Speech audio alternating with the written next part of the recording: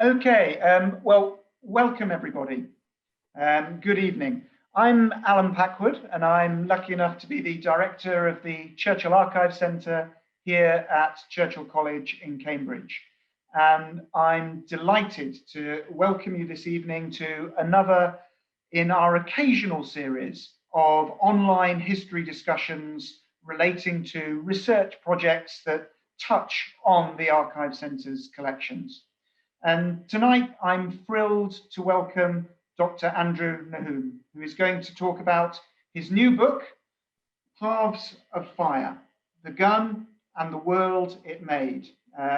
This is my already well-thumbed copy, and I would be very remiss indeed if I didn't point out right at the start, at this stage, that there is a link from our website and also from the Eventbrite booking site that will allow you to purchase the book, and will allow you to purchase the book with a special code, FIRE21, which will get you a 20% discount. So let me introduce Andrew. I'm sure he's known to many of you already. He is a curator, author, and historian specializing in the history of technology and design. He's Keeper Emeritus at the Science Museum and a visiting professor at the Royal College of Art. And as will become very apparent, he has an incredibly wide range of interests. Andrew has written or co-authored or edited many books over the course of the last 30 years on the making of the modern world, on the Cold War and hot science, on Frank Whittle and the invention of the jet. And of course, this archive centre holds Frank Whittle's papers. And more recently, on 50 cars that changed the world. He's established himself as an expert, an authority on technology, design, and transportation. But his latest book is really a series of meditations, I think it's fair to say, on the impact of the gun, in which he uses different aspects and key moments in the history of the development of the gun as starting points to explore their wider impact on technology, on science, on culture, and on society. And the book has an excellent endorsement by Andrew Marr, which I think really explains what the book does very well. And Andrew Marr writes, "This is a brilliant book about guns, which isn't about guns. Instead, it's about progress, intellectual and industrial, seen from a wholly original and convincing new perspective, full of surprises, unexpected connections, and portraits of remarkable figures from our recent history."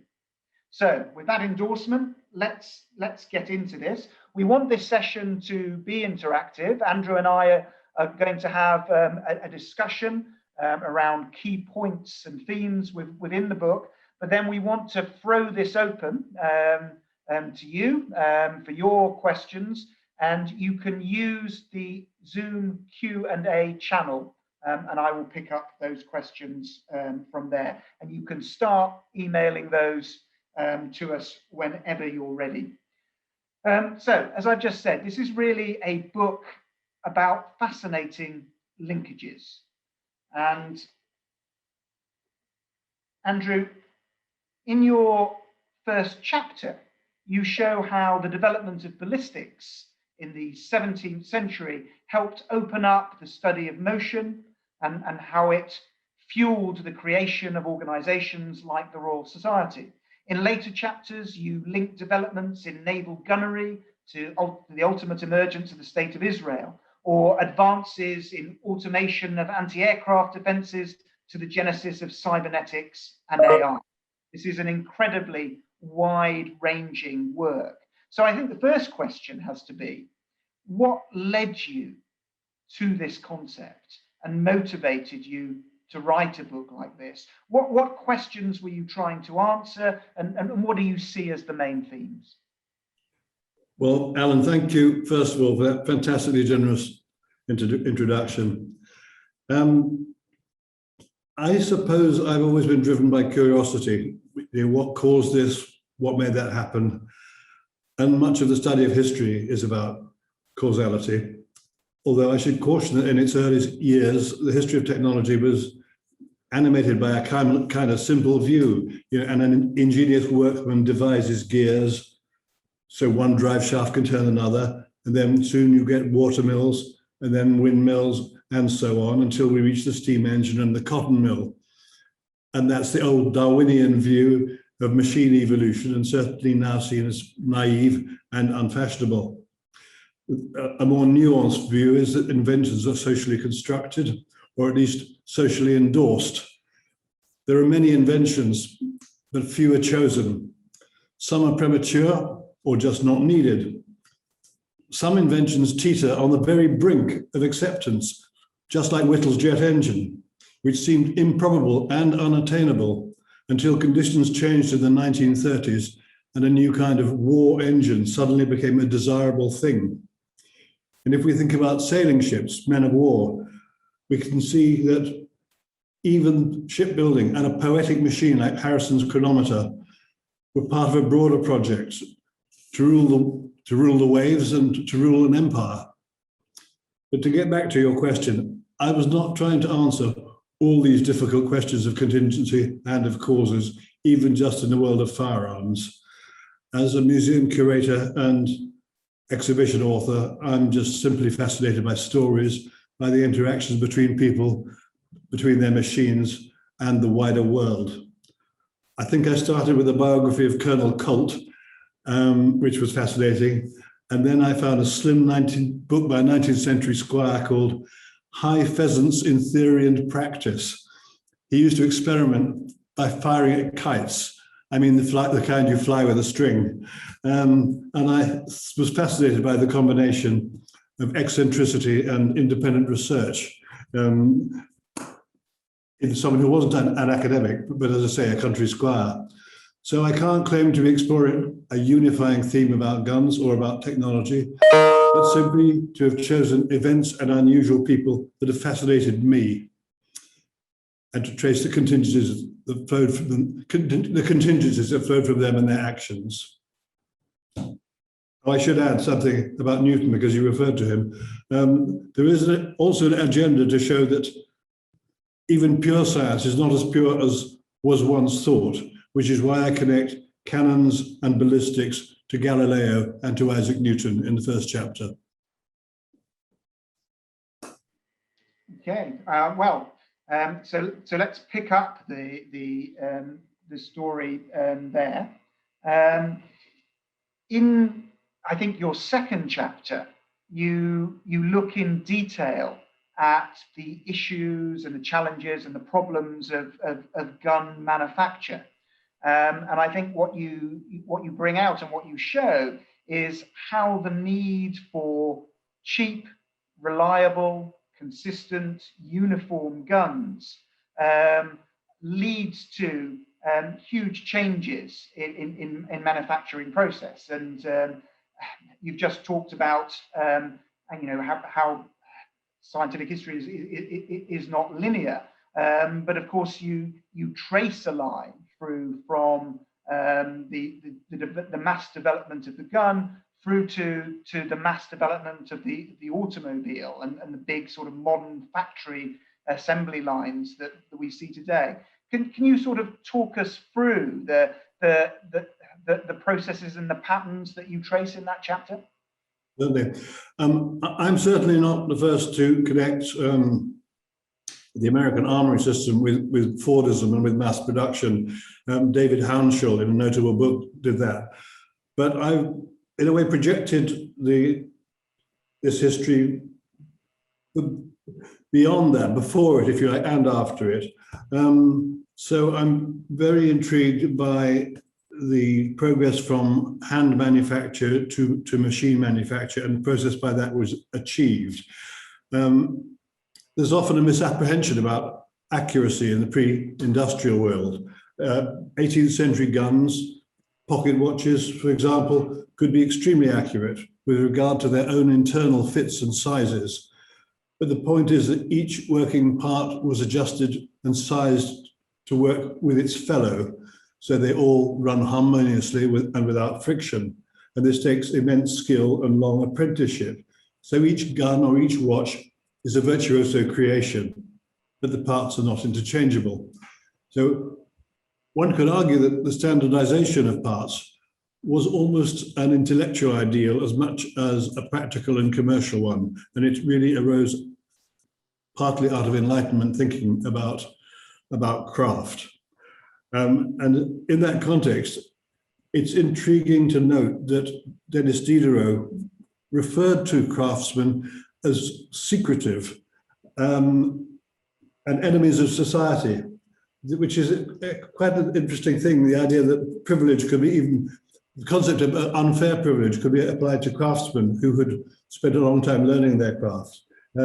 He even said, to lock up a useful secret is despicable, and to render oneself guilty of a theft from society.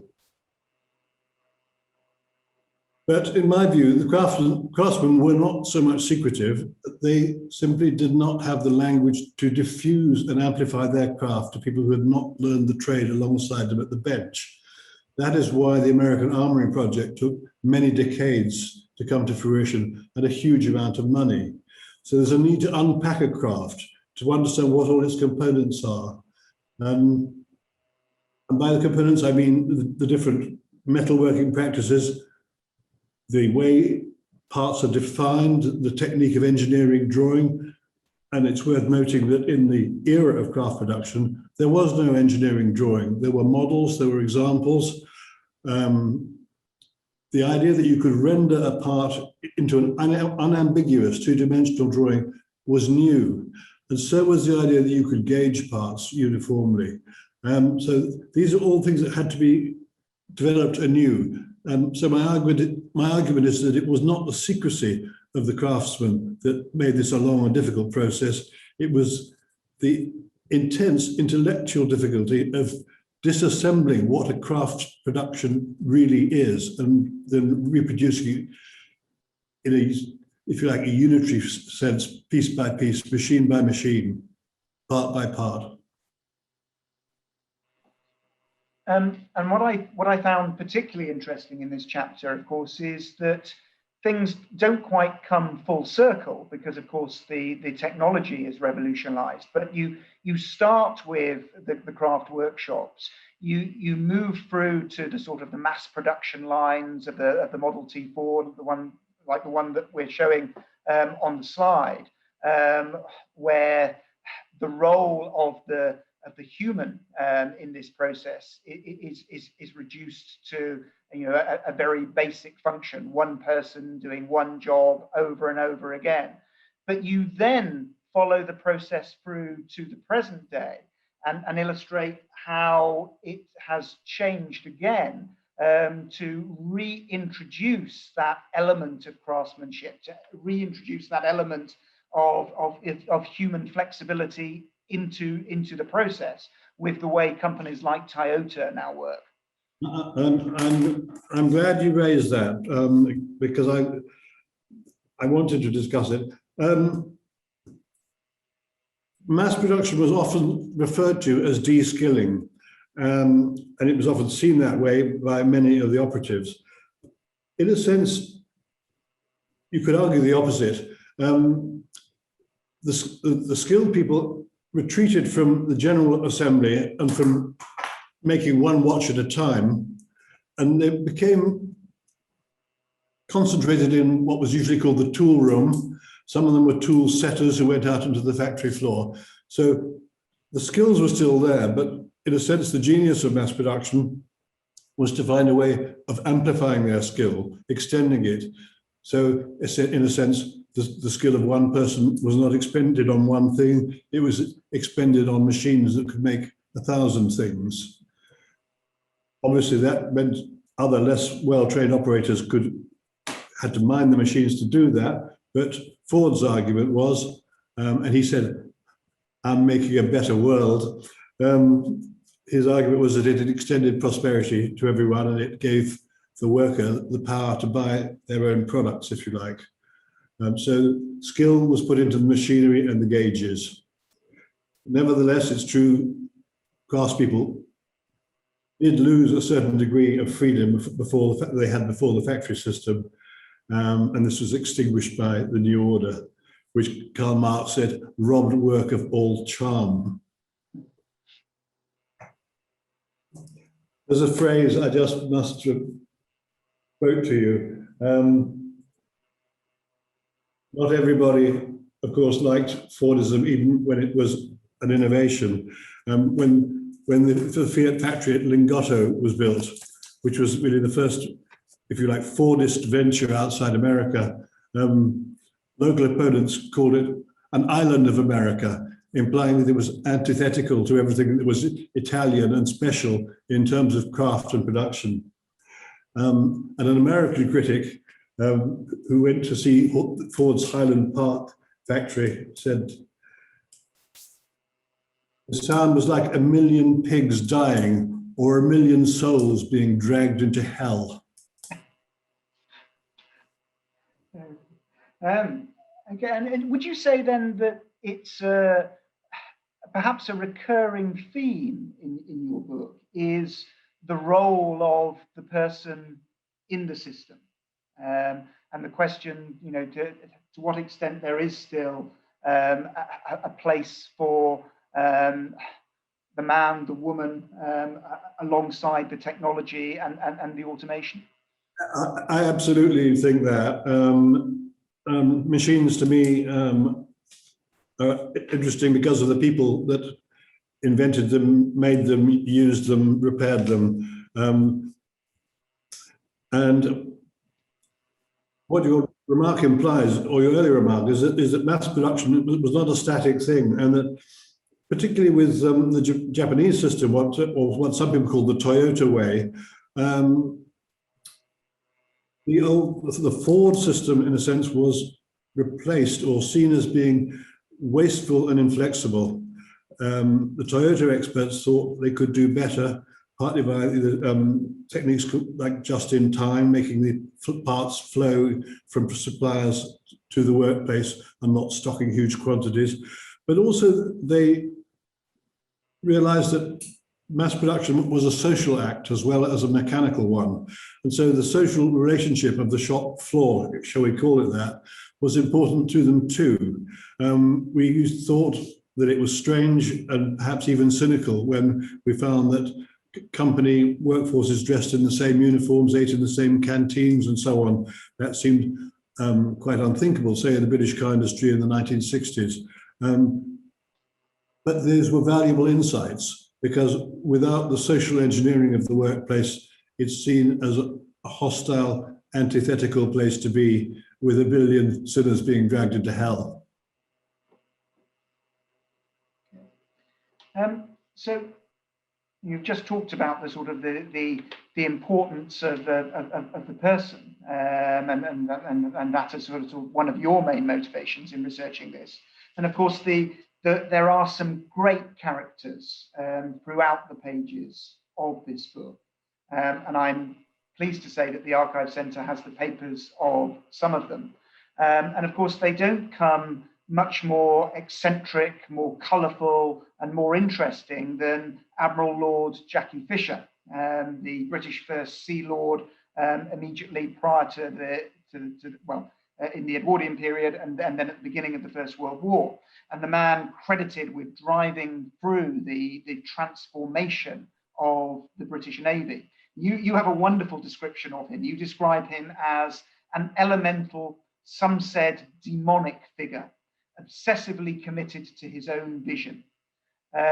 So what led you to Fisher, and what were the reforms that you feel he initiated that particularly captured your imagination, and what do you think were the consequences? What led me to Fisher was reading his book, and I thought it was so extraordinarily obsessive and so typical of the man and what else I read about him, that I had to follow this thread through. This is how he starts his autobiography. "So today I begin this book, not an autobiography, but a collection of memories of a lifelong war against limpets, parasites, sycophants, and jellyfish. Times they stung, but that only made me more relentless, ruthless, and remorseless. Of course, Fisher might not have achieved so much without Winston Churchill being First Lord of the Minister for the Navy, in effect, in 1911. But moving back to Fisher's effect, the Royal Navy, at its peak, has been called the largest unified industrial enterprise in Europe. That's probably true, and you can glimpse its power from its relics, the vast estates and magnificent buildings at Greenwich, the dockyard at Chatham, and so on.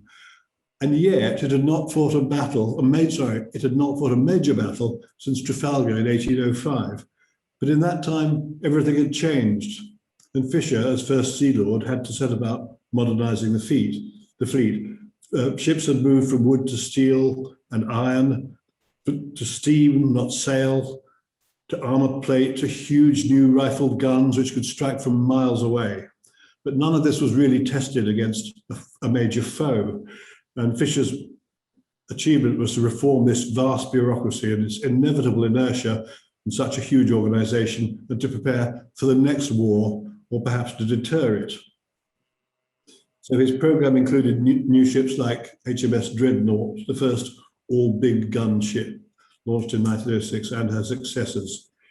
He wanted guns with higher speed, better armor, longer range guns, a higher rate of fire.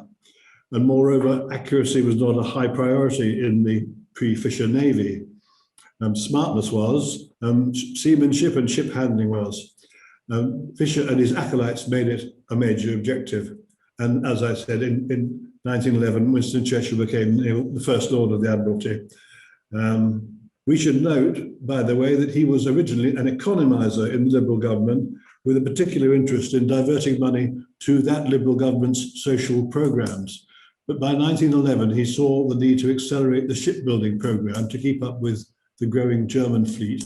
And so Fisher found a new ally in modernising the Navy, particularly with regard to the new 15-inch gun, steam turbine power, and in replacing British coal with foreign oil, which was how the thread of that book led on to the Anglo-Persian oil agreement, the pipeline, and British support for the emerging Israeli Defence Force, or Palestine Defence Force, the Haganah.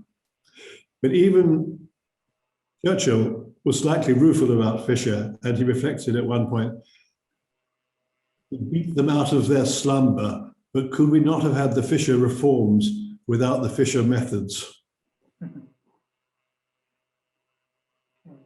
And you've just mentioned Churchill. We've got a wonderful picture of him here with his daughter Mary. This, of course, dates not from the First World War, but from the Second World War, when Churchill was Prime Minister, and Mary was actually an officer in charge of a gun battery, initially outside London, and then moved later on to the South Coast and to Europe. And of course, the Archive Centre has her diaries describing her sort of role in anti-aircraft defence. And we're in the process of working with Mary's daughter, Emma Soames, at the moment on publishing those. So, I mean, there's another strand and another connection to guns. But the other figure, the gentleman in the tie with the moustache who you see here, is another figure whose papers the Archive Centre holds. It's Professor A.V. Hill, a remarkable polymath, a Nobel Prize-winning scientist, a physiologist, but also a politician and an incredible networker and operator. And someone who, in the First World War, while Fisher was transforming the Royal Navy, was engaged in developing nascent anti-aircraft defences. And sort of kick-started some of the developments that would later lead on to those sort of enormous guns that you can see behind Churchill and Mary in the Second World War. And you focus in the book quite a lot on the problems that needed solving for gunnery at sea and gunnery in the air. And I wondered if you could tell our audience a little bit about what those problems were, and then the sorts of solutions that led on to. Certainly. Gunnery at sea and gunnery in the air is different to aiming a gun, if you like, from a fixed position to a static target. In the case of the ships, they may be moving at different speeds, different courses, and at varying distances. They may be turning to, and they may even be accelerating or slowing down. So in a way, it's a computational problem. You can't point the gun at the ship. There's a lot of information to be gathered and integrated in order to give what's called a firing solution to the guns. This is also partly because the time of flight of a heavy shell is appreciable. The shell which destroyed the battle cruiser Queen Mary at Jutland would have taken 20 to 25 seconds to reach her, during which she would have traveled perhaps 250 or 300 yards, depending on the exact speed she was doing. So some very clever computation was done on both sides to reach those firing solutions using analog calculating machines, special purpose calculating machines called directors or predictors.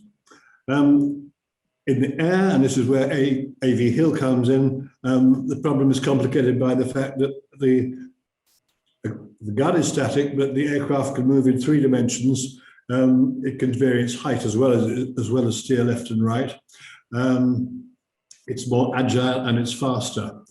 So Hill was one of the first people to try and understand what happened to shells fired at very high angle. The exact path the shell took as it climbed was not known, because conventional gunnery was all about one land point to another land point, and that could be verified very easily to construct what the gunners called the firing tables for each gun. But what happened when you pointed nearly straight up and what the wandering path of the shell might be was unknown. So Hill devised the instruments that helped track that path through recording the shell bursts at different heights. So they also noticed that the fuses, which were often gunpowder burning fuses, burnt at different rates at different heights, which was another factor to correct for. So a huge amount had to be learnt about firing into the air. And of course, with the exception of our landowner that we mentioned earlier, there was no reason to fire into the air until balloons and aircraft came along. So the First World War was the first great test of that, and the second was the next. Should I go on about the Second World War, or are we going to? Well, I mean, I think, what's interesting is, where this then leads. And of course, it leads into the development of automated or more automated weapons systems. And what I found fascinating was the link you then make between those systems and sort of physiological systems, and the link into the development of cybernetics. And you might want to just explain at this point the third image on the screen, which I think is of Gray Walter, one of the sort of fathers of cybernetics, with his wife and his son Timothy, but also with what he described as Timothy's sister. But do you want to explain what Timothy's sister was? That is what Gray Walters taught us. Well, he built several. The most famous were the first pair, Elmer and Elsie. They're primitive, bumbling proto-robots with a light-detecting cell, which is coupled to a steerable front wheel. So the essential circuitry means that the tortoise is drawn towards light, but it's repelled when it strikes anything.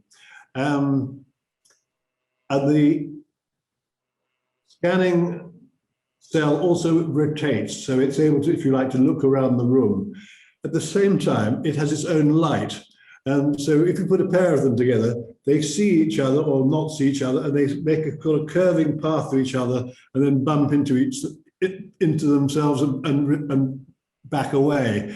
And Grey-Walter inferred a lot about human behavior from that, possibly extrapolating it too far. He even noticed that Elmer did the same thing in front of a mirror, bumping into it and backing away. He said, like a clumsy Narcissus. He said also that these experiments led him to think that the human brain was not so complicated. And it also connects to psychiatry and psychiatric treatment, because the colleagues of Grey-Walter began to see analogies between this machine behavior and human behavior, and think that you could treat humans with violent, what some people call heroic therapy, electric shock, drug treatment, and so on, to shock them out of pathological conditions. But I missed the question you asked, which is how we got to there from the guns. At the early part of the war, you would have either an optical rangefinder or radar in early form, a predictor machine, which is an electromechanical computer. Vickers made some. They were also made in America by Sperry to the Vickers design, and American ones were also designed. And of course, you have the gun battery. So in the earliest form, you have the radar operator calling out a bearing and a height.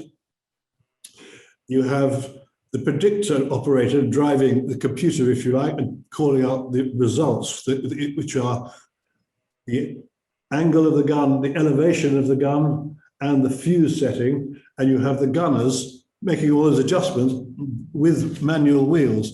The challenge was to combine all those into a single entity. And that was done, particularly in America, in an association between Bell Labs and the famous radiation lab, the RAD lab at the Massachusetts Institute of Technology, MIT. So by 1944, a complete integrated gun set was available. It was highly influential in the Pacific War, especially against incoming attacking aircraft, for attacking American fleet. And it was very effective on the South Coast during the V1 attacks, when these gun sets were said to have downed almost 60% of incoming V1s. Now, one of the mathematicians working on the program was Norbert Wiener, again, an MIT mathematician. And his insight was that once you had these three elements coupled together, you almost had an analog of a living creature. You had the vision, the eye in the radar, you had the brain in the computer, and you had the actor, or the mechanism to act, the gun, which in a sense was like a hand. So out of that, he argued that the radar, the computer, and the gun, when linked together by feedback, because the computer knew always where the gun had got to when it was turning, that they had created an analog of a living creature.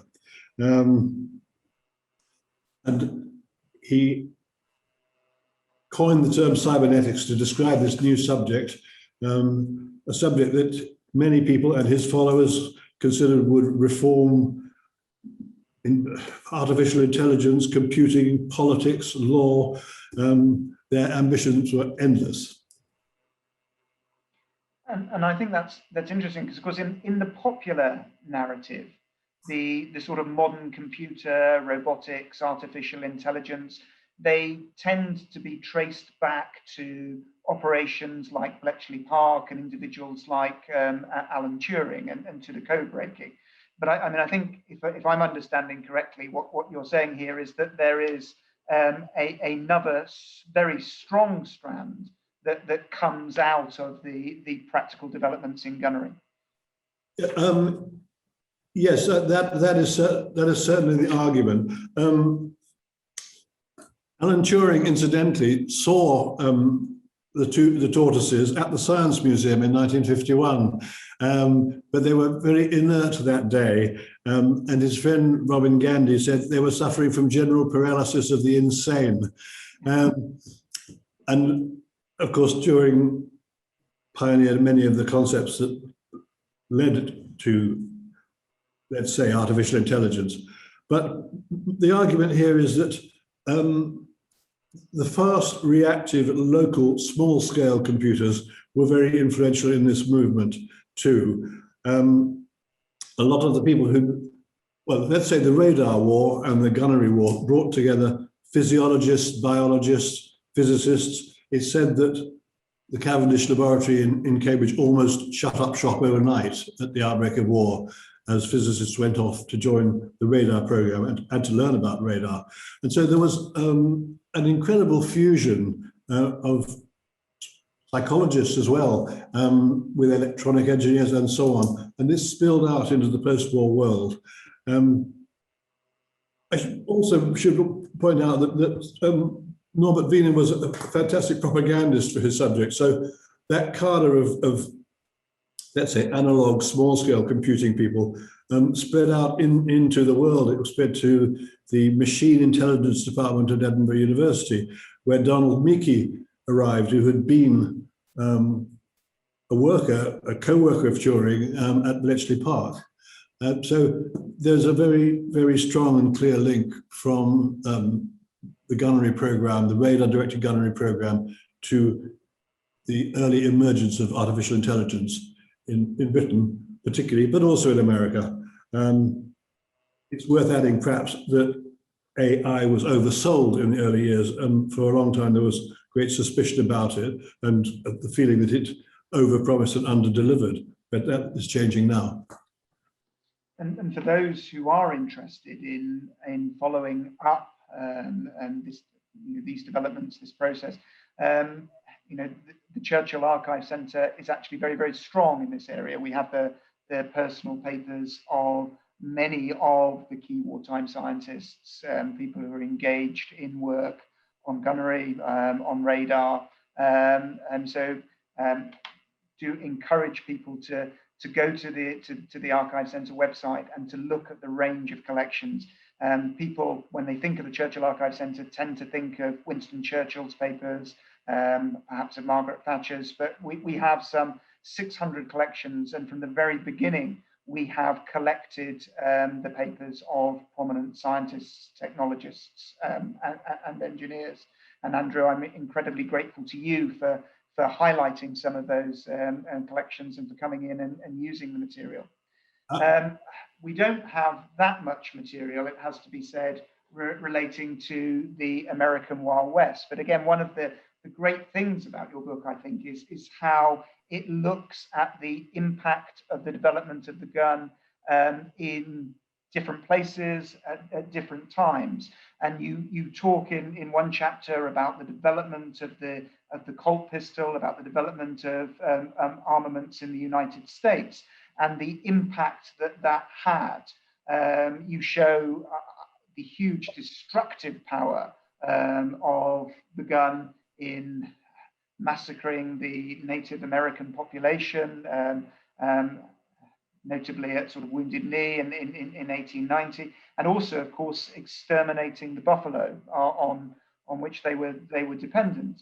But you also touch on this sort of myth of the gun in American culture as the peacemaker and as a guarantor of order. And I just wondered if you wanted to sort of comment a little bit on those themes. I mean, how do you see the role of the gun in the United States? Was it a help or a hindrance to the development of civic society? That's a huge theme and a challenge I don't know if I could rise to. But before I try and answer your question, I just would like to direct people to the photograph on the left, because it's really a tragic image. This is Buffalo Bill's Wild West show, taken in Glasgow. And the man on the extreme left standing up is Short Bull, who was at the massacre at Wounded Knee. So in a sense, within a few years, a warrior priest, for that's what he was, had become a stage performer. And in fact, there were Wild West shows in the East Coast of America, even as the Indian Wars, as they called them, continued in the West.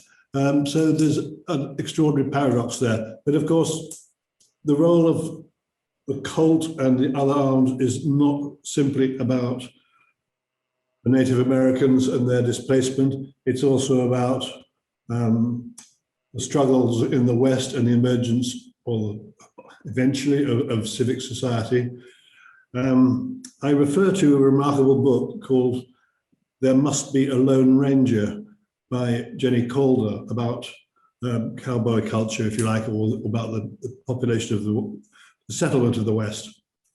And she said, the lawmen of the West were much more compromised figures than Hollywood portrays, and were not so different to the men they dispatched or killed. And she also reflected that by 1899, Oklahoma was the scene of some of the most gruesome and irrational crime in the West.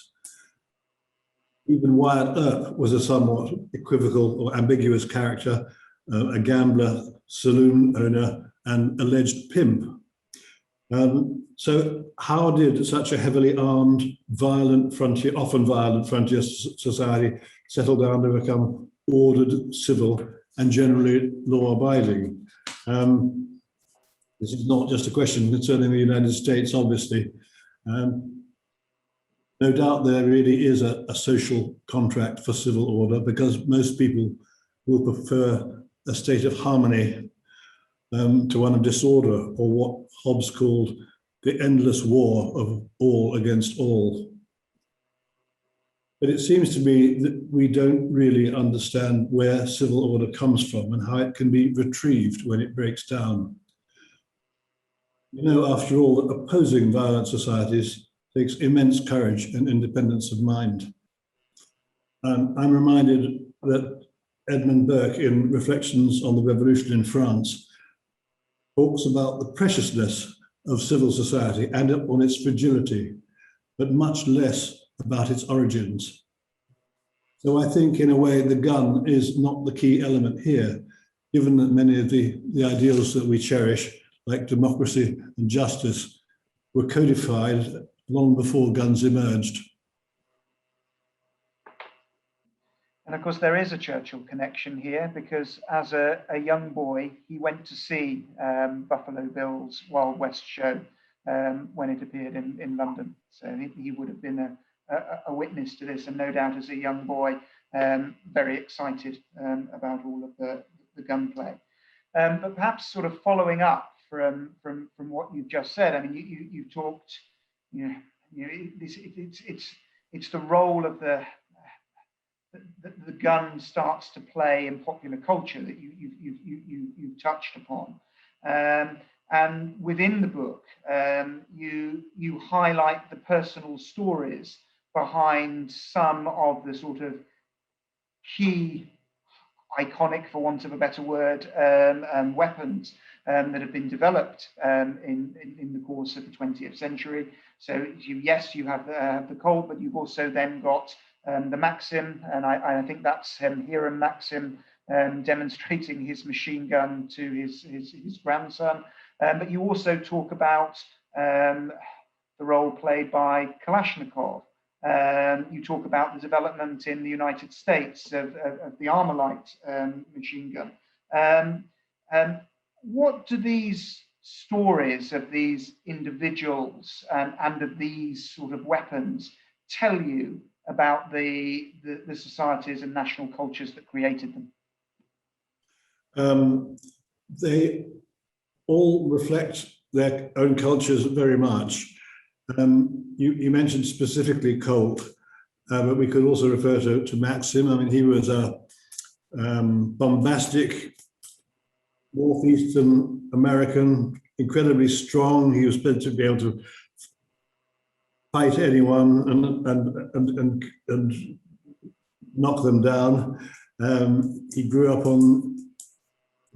near the borders of Canada, and eventually traveled to America as an electrician and lighting specialist, with a desire to invent a true machine gun, because there were repeating guns like the Gatling before that, of course. Colt was really an entrepreneur who picked up on the emerging gun manufacturing world of the East Coast of America. You know, that a lot of that work had been done in government armories like Harper's Ferry and Springfield, but spread into private companies like Colt's and like Remington. He did something very ingenious. He realized that standardization, which was demanded by the army, was actually very hard to achieve. So when you made a series of parts and engaged them, you might have to reject several. So the parts ordered for the government, for the war-keeping forces and for the army were made to a certain standard, and the other parts he hand-fitted according to what some people call the English system, and sold them to through gun stores and ironmongers throughout the West and also through the world. He, by the way, had a factory in Pimlico in London at one point, and became something of a guru to the British Commissioner on Arms Production, who thought that he knew everything about systematic manufacture of weapons, when he probably didn't. And even his foreman said he'd never seen a case of it. But that is an aside. So in a way, he was a businessman who exploited the emerging gun production systems in America, became very rich. And some said that his title of colonel was self-appointed. In fact, it was bestowed on him to make sure that his governor got home not too drunk from official receptions. But let's move on to Kalashnikov. That his weapon represented a new phase in warfare, if you like. Early musketry was all close range. World War and then the First World War showed the value of long-range weapons, real rifles that could be accurate 800 yards, even up to a mile. Then with armored forces, blitzkrieg, and more confused and closer range warfare, it became clear that this classic heavy long rifle was not necessarily the best weapon for most soldiers and most combats, and that in fact, a lot of person-to-person combat was taking place at 200 yards or less. This is what was found first on the Eastern Front at Stalingrad, and eventually, of course, in Normandy. So the classic rifle was too unwieldy, too powerful even, too powerful to become automatic. And the Soviets very quickly started to try and imitate the assault rifle that they'd seen the Germans had. Kalashnikov was one of many people working on a weapon like that. It's not clear how much of it was his invention. Some people have said he was just a convenient figurehead. It's generally thought that he was a highly ingenious guy and came up with it himself. So it's short, it's above all soldier-proof, it's incredibly robust, and it was made in huge quantities. It also has a rapid rate of fire, and it is accurate at the ranges we were talking about where it needs to be used. The Armalite perfectly reflects American culture of the time too, in the way that the Kalashnikov represents, if you like, Soviet utilitarianism. The American weapon represents American high-tech and American idealism. It was supposed to have it all. It was to be super light, using aerospace materials like aluminium alloys and high-tech plastics, and it arose partly out of the aerospace world of Fairchild Aviation. To have an immense rate of fire, to be ultralight, to use a very small caliber so that soldiers could carry plenty of ammunition, and also to be very accurate for its size. It ran into trouble as it was mass-produced as the M16, but eventually the faults it had with jamming, which emerged in Vietnam, were overcome. And in a sense, it was not so much the fault of the inventor, Eugene Stoner, as the fault of the mixed private and state system that tried to bring it into being. I suppose the thing to reflect on, because millions of these weapons have been made, but more of Kalashnikov, is that it is one of the most malign consequences of the Cold War, the enormous production of like convenient assault rifles, and it's been, incidentally, there was an arms trade treaty signed in 1914. Sorry, the arms trade treaty signed in 2014 and ratified by a large proportion of the world, including many of the most dangerous places. The only effect, perhaps, is that the price of a Kalashnikov has become, someone said, a stock market indicator of insecurity. The worse conditions are, the higher the price of the weapon. Well, I'm conscious of the time and the fact that we want to take some questions from the audience. I mean, do send your questions in using the Q&A function. While you do that, let me end with a question to you, Andrew, which sort of picks up perhaps on the sort of the point that you've just made about the sort of the malign consequences of the Cold War and being the Kalashnikov. You actually end your book, perhaps not surprisingly, quite negatively. And you write sort of reflecting on all the intellectual effort devoted to guns or their possible replacements touched on these pages inevitably leads to a rather gloomy view of human creativity. And I wonder then, do you think we need to have guns to act as drivers of that creativity, or is it possible to have that human scientific progress without war?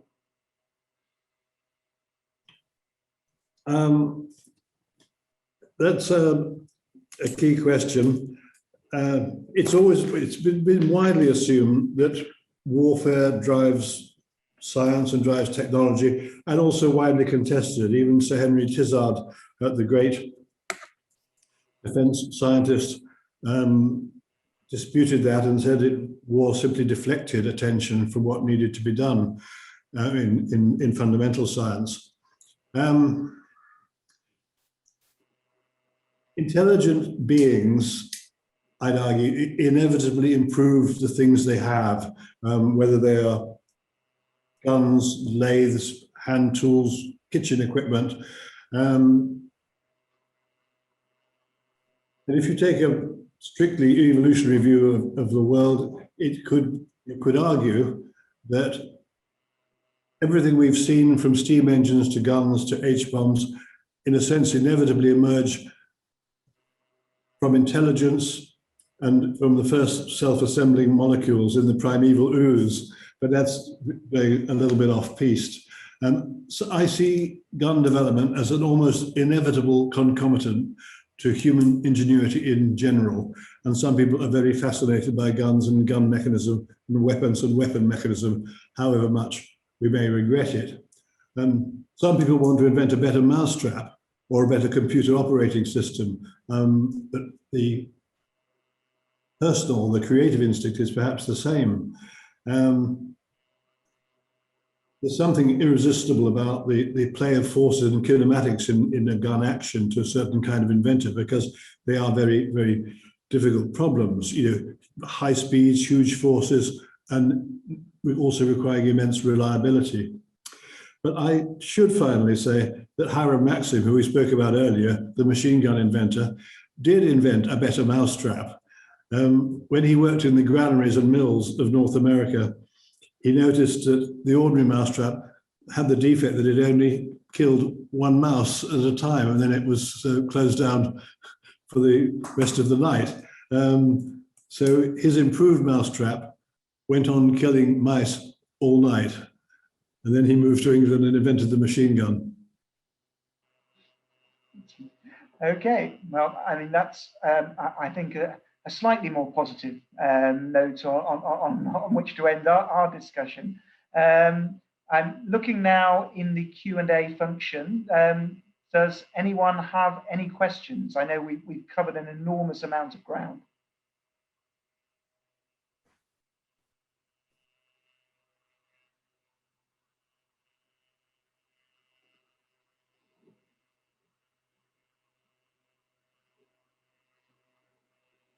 So I can't see any questions, but I will give people a moment to send them in.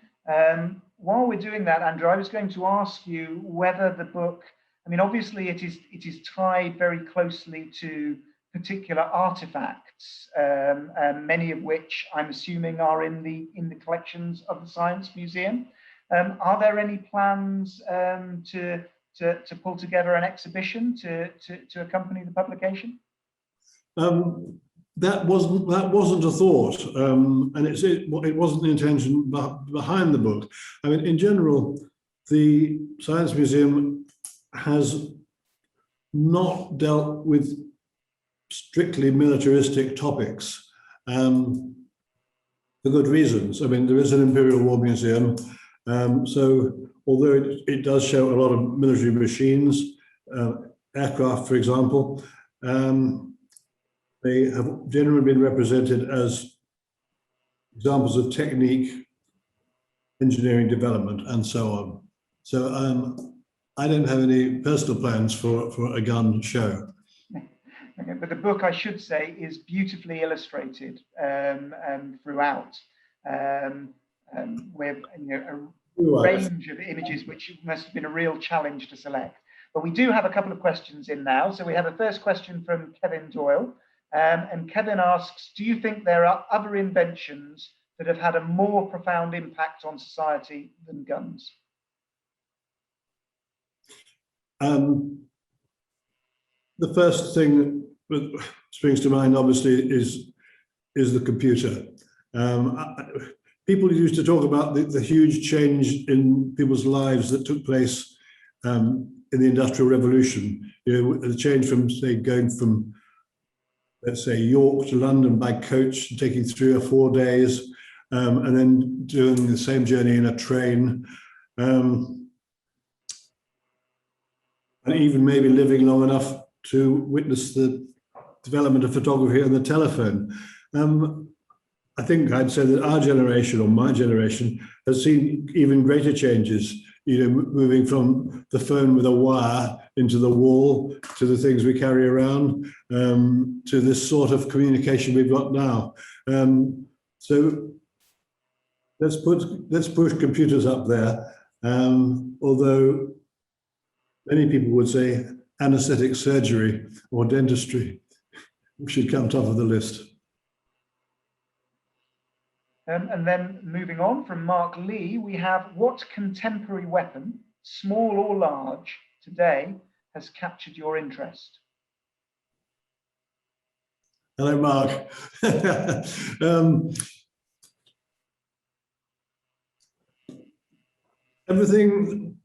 The things that interest me are in the book. I mean, I'm not a gun nut. I'm a history nut, or if you like, a narrative nut.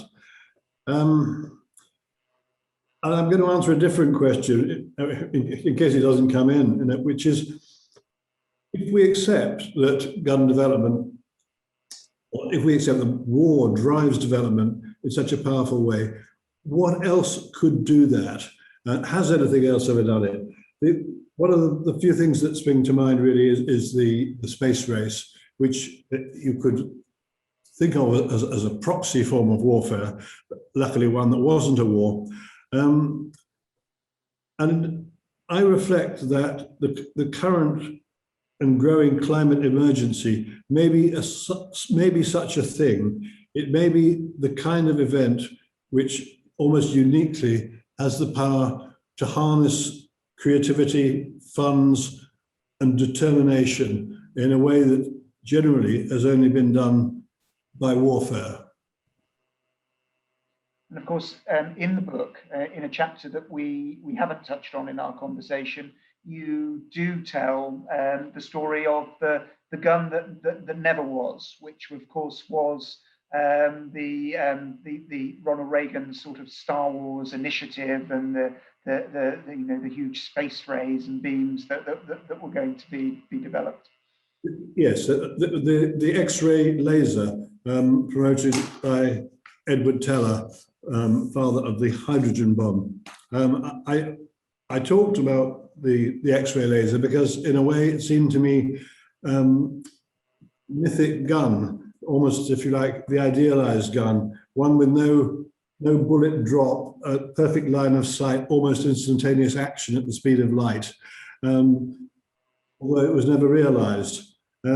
So I was very intrigued by the attempt to create it and by its political effects. And as the book discusses, it's been credited with ending the Cold War and perhaps ending the Soviet Union, although that's contentious and is also disputed. And, describing it as you just have as the sort of almost perfect gun leads very nicely into a question that's come in from Bonnie Lancaster. She says, will gun production, or can it, harness ever more high-tech materials? Or will they remain focused on being tough and reliable?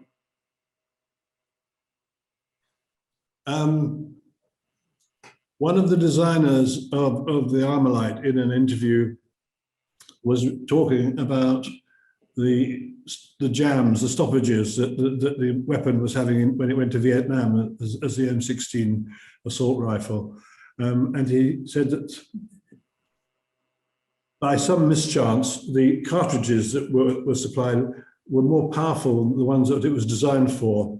And one consequence was that the action was under much greater loads, moved faster, and sometimes what they call the extractor claws, which would take out the spent cartridge, pulled out and tore past the spent cartridge, leaving it in the breech, so the weapon was jammed. He said, occasionally, the extractor claws pulled off the cartridge. And he added, in a weapon, you can't have occasionally. And that maybe answers the question a bit. Utter reliability and toughness is always going to be very high up the list. But there are weapons that use a lot of plastic. It's just a question of where you use it, where you put it. Well, we have a question that's come in from Adam Nahum, who I'm guessing is a relative. Adam asks if you could say more about the role of the high pheasants in theory and practice.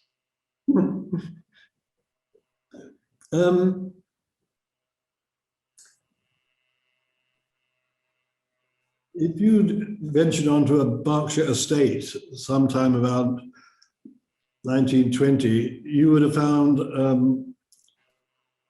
a stout squire dressed in +4s shooting at a moving Ford Model T truck, carrying on its side a huge sheet of steel. And his intention was to see what the pattern was of the shot when it struck the steel sheet. I should say the driver was in no danger because the steel sheet completely covered the side of the truck. But Major Burrard, for it was he, wanted to know how the shot spread when it was traversing at something at 40 miles an hour, which was the maximum speed they could get the Ford up to. The high pheasants in theory and practice was, as I said, a slim volume by a predecessor of Burrard, a Yorkshire squire, who also was, if you like, an amateur theoretician of shotguns. My point about those people was that they were almost the first to explore in a systematic way firing guns at high angle. Before aeroplanes, birds were the only target. Of course, there was a certain amount of shooting at balloons, quite unsuccessfully, by the way, in the American Civil War and in the Boer War, when balloons were used for observation, and also in the Siege of Paris. So I was intrigued by, if you like, by what might be now called amateur science, which was performed by those two people on the high pheasants, chap firing at kites and Barrard firing at a Model T truck. And also by the thought that in Britain, at any rate, at that time, there was a smaller distance, if you like, between private citizens and armed forces. These were both ex-military men who carried their professional interests into their own hobbies and lives post-service. Yeah, and it is a really entertaining chapter in the book. I mean, it is a fantastic start to that chapter, I think. Someone leveling their gun at a truck as it drives past them. We have perhaps to end two very similar questions. One from Peter Dixon, and Peter knows you from your time at the Making of the Modern World, and one from Alex. So Peter asks, do you think that cyber world could become a far greater threat to human life than guns and bullets, cyber attacks in the future? While Alex asks, what do you think the future holds for weaponry and its repercussions for future societies? Speculatively speaking, do you think eventually production of guns will cease and be replaced by a new technology for warfare? So I think very similar questions there.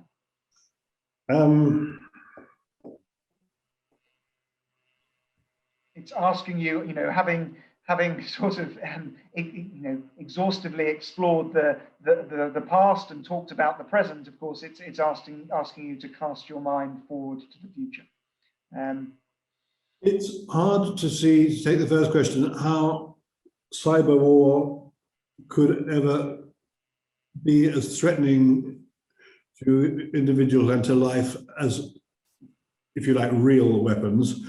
Although if you could imagine closing down, say, the food supply chain by numerous attacks or hospitals, then I could concede it could be as lethal as conventional weapons and firearms. And we don't know how resilient societies are against those sorts of threats. We hope they've been considered. The question as to whether there is a different kind of instrument, if you like, a better kind of gun, a gun which isn't a gun, is a very intriguing one. And USA for a long time has been looking at laser weapons, although the Star Wars X-ray laser didn't work. There are laser weapons that have been deployed experimentally, microwave weapons. I won't enumerate them all. The problem is, or the challenge is, that a weapon liberates an enormous amount of energy. I mean, a Kalashnikov bullet is about that long, including its propellant. And the propellant, if you replaced it with an electric battery, would need an awful lot of them. It's a bit like the electric car problem.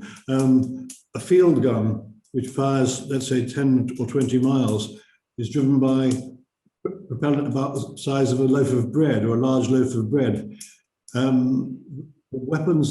Experimental weapons that have been tried using lasers, which are obviously driven by electric power or sometimes by a jet engine, require enormous power, and they're not very mobile. They've been described by one experimenter as movable but not mobile. So I suppose what has been refined, if that's the right word, in firearms is comparatively safe but highly energetic propellants.